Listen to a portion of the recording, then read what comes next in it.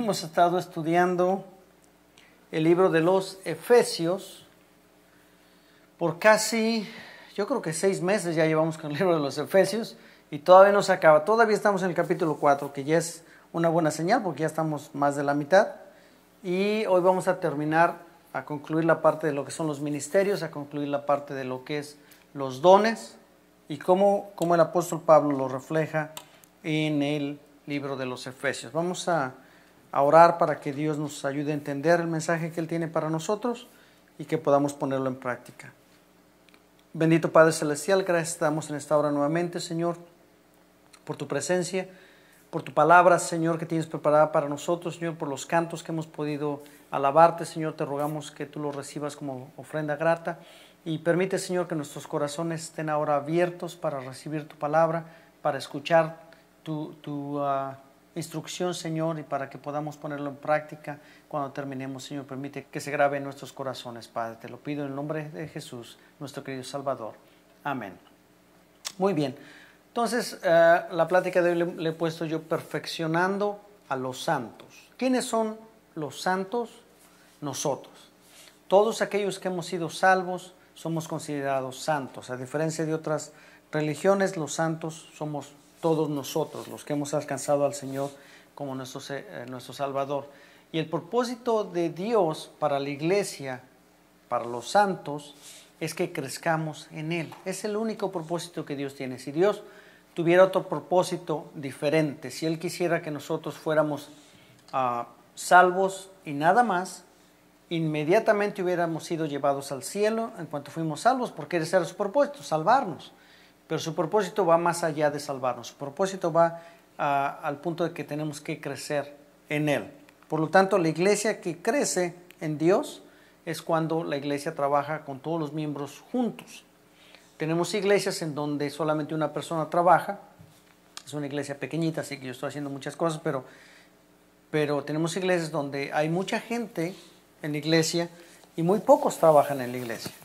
Tenemos iglesias donde todo el mundo trabaja, pero no trabajan juntos. Cada quien trabaja para su organización, para su comité. Entonces, Dios va a ayudar a dar el crecimiento a la iglesia cuando los miembros trabajan juntos, cuando todos trabajamos con el mismo objetivo en mente. Y para terminar la lectura de Efesios, vamos a terminar la mitad del capítulo 4 por fin. Vamos a leer ahí en Efesios 4, del 11 al 16. Ya habíamos leído Efesios 4:11 un par de semanas, pero lo vamos a completar con el resto de los versículos.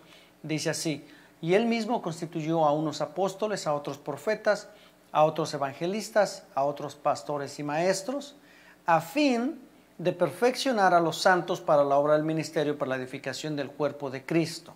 Ese es el propósito, la perfección de los santos, hasta que todos lleguemos a la unidad de la fe y del conocimiento del Hijo de Dios, a un varón perfecto, a la medida de la estatura de la plenitud de Cristo, para que ya no seamos niños fluctuantes llevados por doquiera de todo viento de doctrina, por estratagema de hombre que para engañar emplea con astucia las artimañas del error, sino que siguiendo la verdad en amor, crezcamos en todo en aquel que es la cabeza, esto es Cristo, de quien todo el cuerpo, bien concentrado y unido entre sí por todas las coyunturas que se ayudan mutuamente según la actividad propia de cada miembro, recibe su crecimiento para ir edificándose en amor.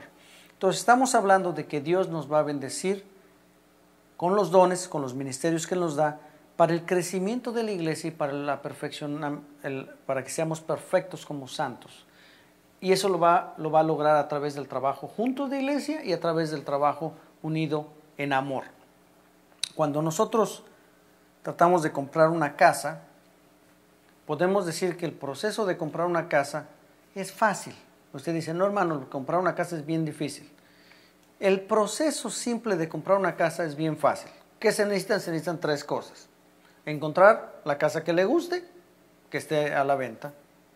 Estar de acuerdo con el precio y firmar los papeles. El proceso de compra es un proceso muy sencillo. Realmente no tiene mucho esfuerzo. Pagar la casa es otra cosa. Tener el dinero para comprarla es otra historia, pero el proceso simple de comprarla, lo único que necesitamos es encontrar la casa, estar de acuerdo con el precio y firmar los papeles. Cuando compramos una casa bonita, en buenas condiciones y con todo terminado. Lo único que falta es que habitemos la casa.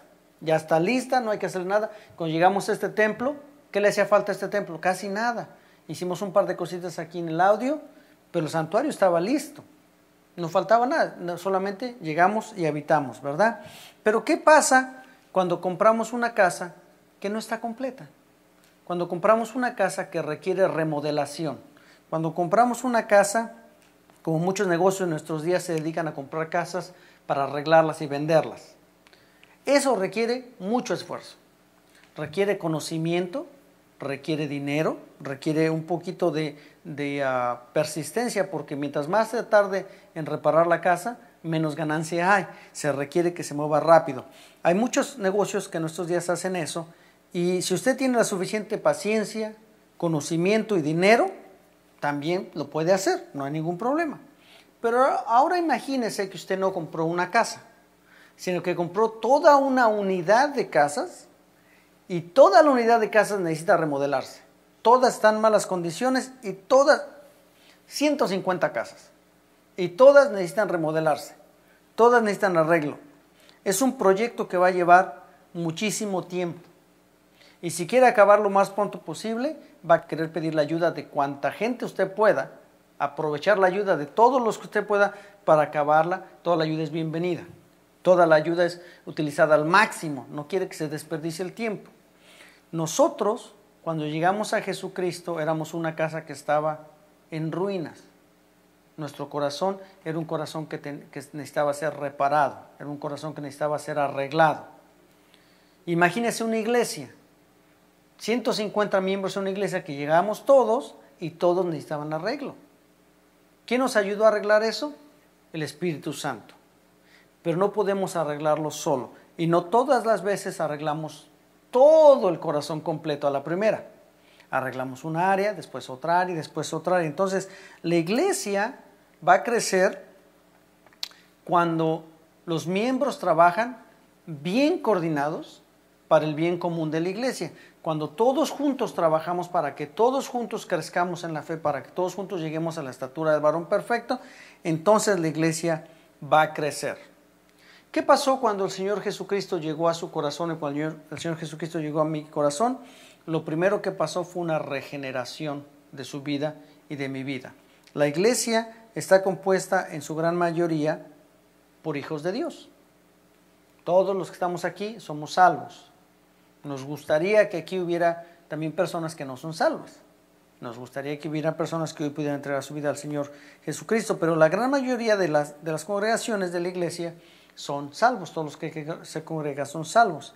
Esto no quiere decir otra cosa, sino que todos hemos sido redimidos por la sangre de Cristo, y que hemos sido redimidos para Cristo. Hemos sido redimidos por Cristo y para Cristo. Pero cuando llegamos a creer en Dios y cuando le dimos nuestra vida a Él, y cuando Jesús se convirtió en nuestro Salvador personal, en ese momento nuestro espíritu fue regenerado. ¿Eso qué quiere decir? Que nacimos de nuevo.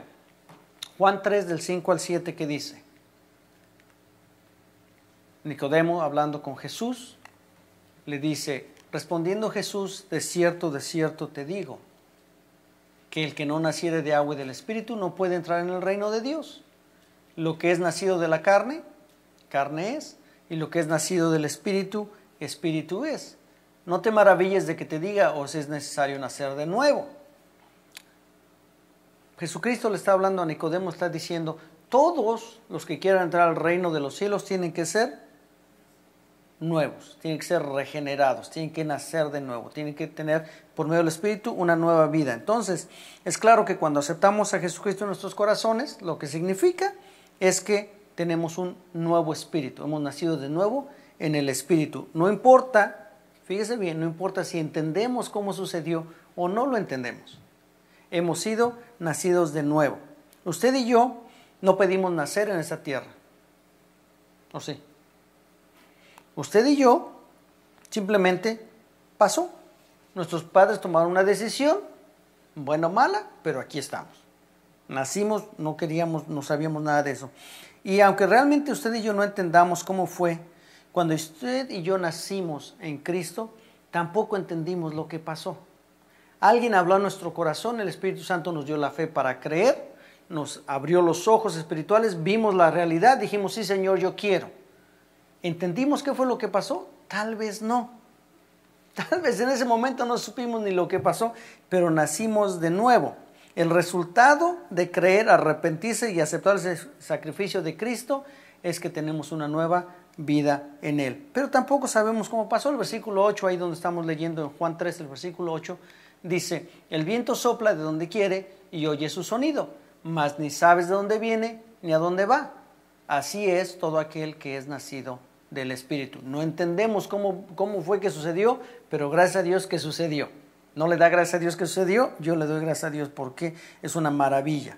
Mira, vamos a regresarnos allá a Juan, capítulo 1, versículos 12 y 13. Y aunque no entendimos qué fue lo que pasó, lo que sí sabemos es que el Espíritu tuvo algo que ver con nuestro nuevo nacimiento, con nuestra nueva regeneración. Dice el versículo 12, mas a todos los que le recibieron, a los que creen en su nombre, les dio potestad de ser hechos hijos de Dios, los cuales no son engendrados de sangre, ni de voluntad de carne, ni de voluntad de varón, sino de Dios. Ahora somos hijos de Dios por voluntad de Dios. Hemos nacido de nuevo, somos hijos de Dios, somos regenerados. ¿Qué quiere decir regeneración? Quiere decir restablecidos. Hemos sido regenerados, que es un mecanismo de recuperación. Cuando fuimos creados por Dios como seres humanos, al principio fuimos creados sin pecado, a través de Adán y Eva, sin pecado. Éramos de Dios. Cuando entra el pecado en el mundo, nos separó de Dios. Ya no estábamos con Dios. Y ahora, a través de la regeneración, que es un mecanismo de recuperación, Jesucristo nos ha recuperado nuevamente para Él. Ahora pertenecemos a Él nuevamente. Es un mecanismo precioso. No entendemos, pero ahora pertenecemos a Jesús. Y los dones y los ministerios que Dios ha dado a la iglesia son dados después de que pertenecemos a Jesús. No puede ser que alguien diga, yo soy un ministro de algo, pero no conozco a Jesucristo. No es posible. El pastor y yo fuimos el lunes a Fairfax a hacer mi ordenación, el proceso de ordenación, todavía no sé cómo se llama eso, pero estaba el panel de pastores que fueron los que hicieron la recomendación, y el pastor y yo estábamos platicando de algunas experiencias que él ha tenido con personas que han querido ser ordenadas como pastores, y él ha sido parte de los paneles. Me estaba platicando en una ocasión de una persona que la primera pregunta que le hicieron fue, díganos cómo fue su proceso de salvación, cuándo fue que usted aceptó al Señor Jesucristo. Y este hombre dijo, bueno, yo siempre he sido salvo. ¿Ah? ¿Cuándo te bautizaste? No, yo no me he bautizado, yo no necesito bautizarme porque yo siempre he sido salvo. Eso no es posible. No es posible que Dios le dé un ministerio de pastor si ni siquiera ha sido salvo, ni siquiera ha sido bautizado, ni siquiera conoce la doctrina. No es posible. Los dones y los ministerios han sido dados a la iglesia una vez que somos salvos. Los dones y ministerios son para la iglesia, para que crezcamos como santos.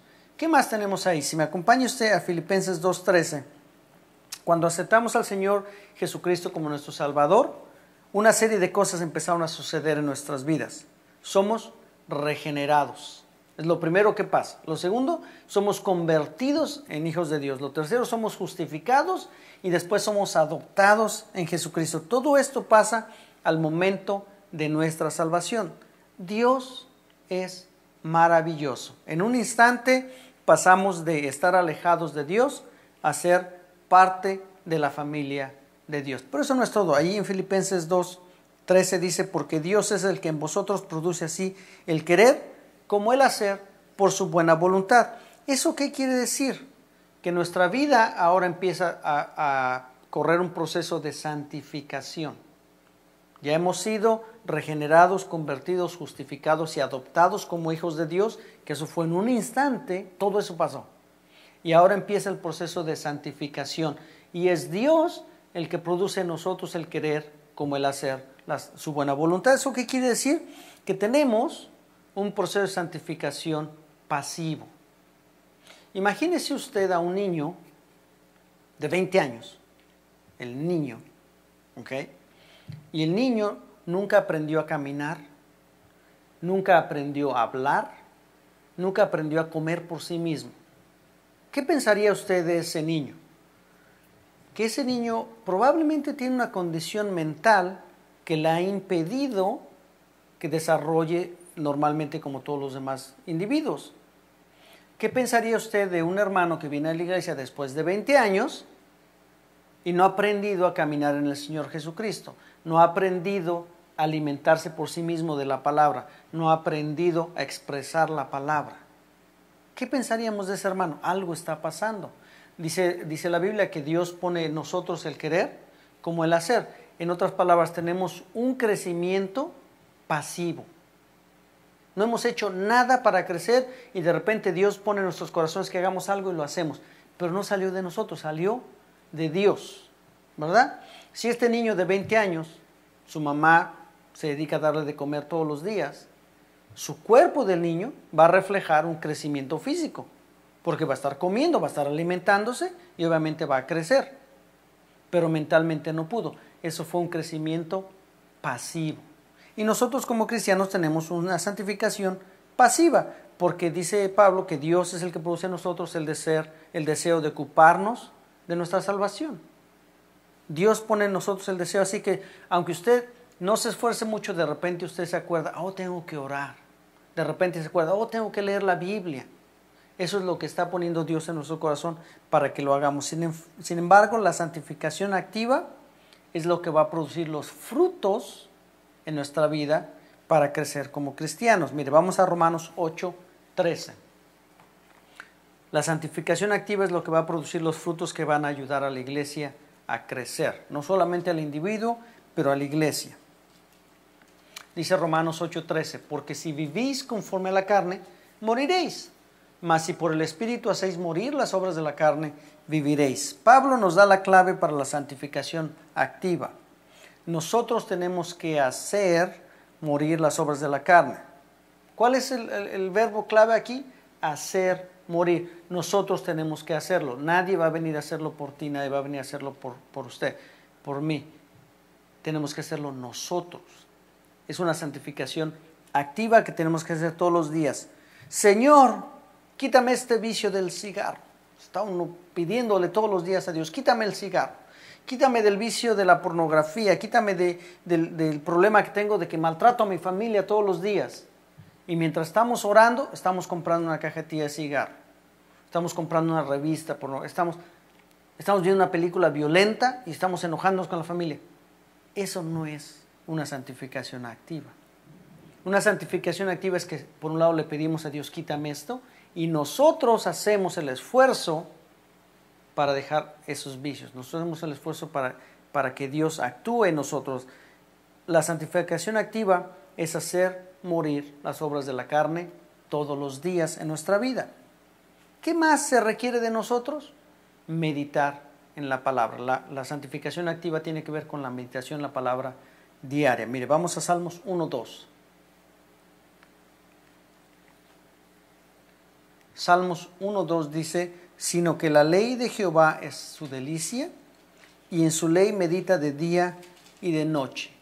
¿Qué más se requiere de nosotros? Meditar en la palabra de Dios. ¿Cuándo? De día y de noche. ¿Qué más se requiere de nosotros? Orar constantemente. Mire, vamos a Efesios 6:18. Efesios 6:18 dice, orando en todo tiempo con toda oración y súplica en el Espíritu, y velando en ello con toda perseverancia y súplica por los santos. ¿Qué más se requiere de nosotros? Que oremos constantemente. ¿Cuándo? En todo tiempo. Tenemos que orar unos por otros en todo el tiempo, en todo tiempo. ¿Qué más se requiere por nosotros? Acompáñenme a Efesios 5:18 y al 20. Yo sé que usted dice, oiga hermano, me trae de aquí para allá. Efesios 5:18 al 20 dice, no os embriaguéis con vino, en lo cual hay disolución. Antes bien, sed llenos del Espíritu Santo, hablando entre vosotros con salmos, con himnos y cánticos espirituales, cantando y alabando al Señor en vuestros corazones, dando siempre gracias por todo al Dios y Padre en el nombre de nuestro Señor Jesucristo. ¿Qué más se requiere de nosotros para una santificación activa? Dar buen testimonio. ¿En dónde? Adentro y afuera de la iglesia. siempre dando buen testimonio. ¿Qué más se requiere de nosotros? Mateo 28, del 18 al 20, ya no lo deberíamos de saber de memoria. Mateo 28, del 18 al 20 dice: Jesús se acercó y les habló diciendo: Toda potestad me es dada en el cielo y en la tierra. Por tanto, id de hacer discípulos a todas las naciones, bautizándolos en el nombre del Padre, del Hijo y del Espíritu Santo, enseñándoles que guarden todas las cosas que os he mandado. Y he aquí que yo estoy con vosotros todos los días hasta el fin del mundo. Amén. ¿Qué más se requiere de nosotros? Que prediquemos la palabra. ¿Cuándo? Siempre. ¿A quiénes? A todos. ¿En dónde? En todo el mundo. ¿Qué más se requiere de nosotros? Que convivamos como cristianos. Acompáñenme a Hebreos 10, del 24 al 25. Dice así: y considerémonos unos a otros para estimularnos al amor y a las buenas obras,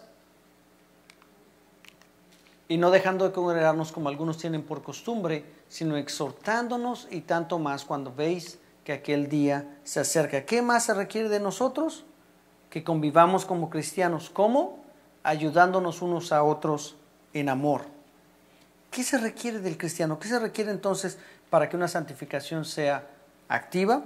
Se requiere que meditemos en la palabra de Dios, que oremos constantemente, que prediquemos la palabra, que convivamos como cristianos y que nos ayudemos unos a los otros, que demos buen testimonio. Esa es una santificación activa. La santificación del cristiano es un proceso que termina cuando nos vamos con el Señor. ¿Cuántos de ustedes se quieren ir con el Señor? Amén.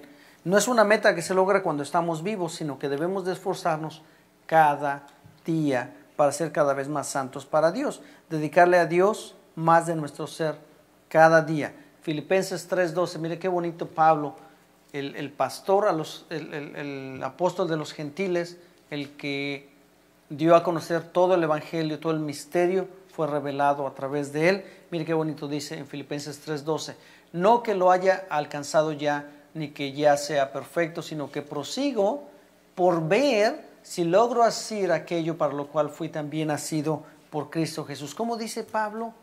No que ya lo haya logrado todo, sino que sigo y estoy tratando de perfeccionarme cada día más. El apóstol Pablo, que fue el misionero más activo, fue el misionero más activo de los discípulos de Jesús, el más activo de todos, que esparció el evangelio por todas las regiones, el cual escribió todo el evangelio que nosotros conocemos, que es básicamente la base de nuestra predicación en estos días. Él mismo dice: no lo he alcanzado todo. Usamos a Pablo como ejemplo porque él logró vivir para Dios después de que se convirtió todo el tiempo. Lo vemos a él activo constantemente, no lo vemos haciendo otra cosa. Y finalmente dice en Efesios 4:11 que él mismo constituyó a unos apóstoles, a otros profetas, a otros evangelistas, a otros pastores y maestros, a fin de perfeccionar a los santos para la obra del ministerio, para la edificación del cuerpo de Cristo. Pablo sabe que los ministros y los ministerios y los dones dados por Dios no son para provecho de las personas, sino que son para que la iglesia crezca. Ya habíamos hablado que algunos de los ministerios han sido cerrados. Sabemos que el apostolado, el misterio de los apóstoles ya está cerrado. Sabemos que el ministerio de la profecía ha cambiado. Pero tenemos ahora evangelistas, tenemos pastores y tenemos maestros. Los que trabajamos en esos ministerios sabemos que no hemos sido dados un ministerio para nuestro provecho, sino para el provecho de la iglesia. Al igual que cuando compramos una casa, esa casa no se compra y se olvida, sino que se mantiene, se limpia, se repara cuando se daña, se procura que esté en buenas condiciones, ¿no es cierto?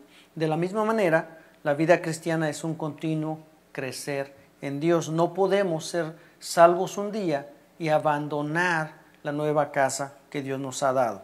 Primero, a través de la diaria santificación personal, debemos de continuar creciendo con Dios todos los días, pero también a través del servicio de la iglesia. ¿Por qué es tan importante servir en la iglesia? Servir en la iglesia es importante, pero no debe de ser el distintivo de su vida. En otras palabras, usted no debe de ser conocido nada más porque trabaja en la iglesia. sino que el servicio de la iglesia debe ser un reflejo de su santificación diaria.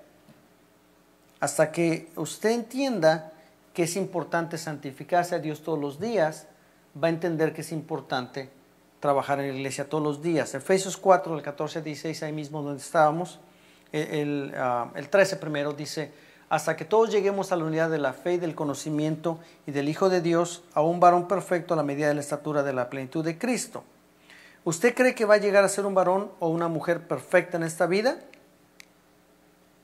No, no. ¿Usted cree que va a ser perfecto algún día en esta vida? No. Entonces, no puede dejar de servir a Dios en esta vida, porque todos los días vamos a estar santificando y todos los días vamos a tener que ministrar a Dios. Por medio de nuestro servicio edificamos a unos o a otros. Por medio de nuestro servicio crecemos espiritualmente y el servicio de Dios nos ayuda en nuestro proceso de santificación. Pero otra vez, no vamos a ser conocidos por nuestro servicio, sino que nuestro servicio va a ser un reflejo de nuestra santificación. Efesios 4, del 14 al 16 dice: para que ya no seamos niños fluctuantes, llevados por doquiera de todo tipo de todo viento de doctrina, por estratagema de hombre que para engañar emplea con astucia las artimañas del error, sino que siguiendo la verdad en amor, crezcamos en todo en aquel que es la cabeza, esto es Cristo, de quien todo el cuerpo, bien concertado y unido entre sí por todas las coyunturas que se ayudan mutuamente, según la actividad propia de cada miembro, recibe su crecimiento para ir edificándose en amor. Es importante santificarnos para Dios todos los días, porque si descuidamos nuestra regeneración, conversión, justificación y adopción, entonces es posible que seamos engañados.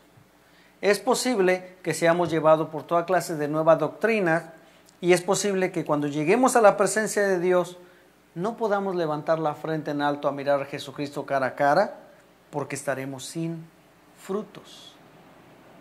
Esto no tiene nada que ver con si usted perdió o no la salvación. Esto tiene que ver con el hecho de que nunca creció espiritualmente y nunca llevó buenos frutos. 1 Corintios 15, del 1 al 2, ¿qué dice?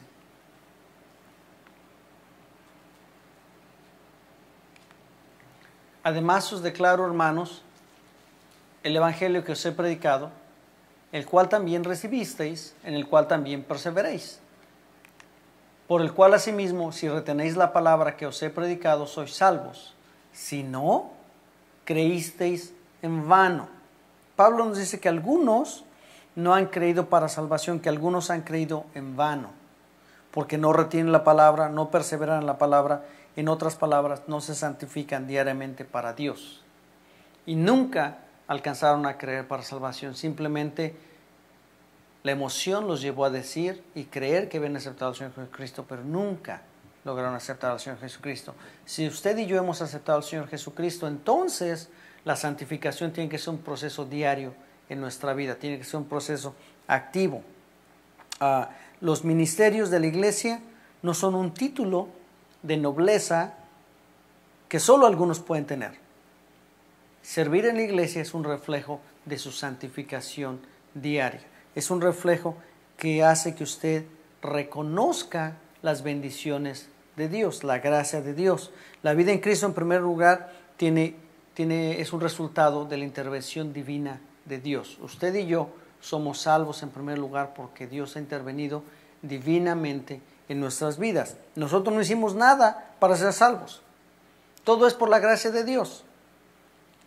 Él nos ha dado la salvación, nos ha eliminado el castigo que merecíamos y nos ha dado la vida eterna a través de su Hijo Jesucristo, y nos ha reclamado para sí mismo una iglesia sin mancha, una iglesia sin arruga.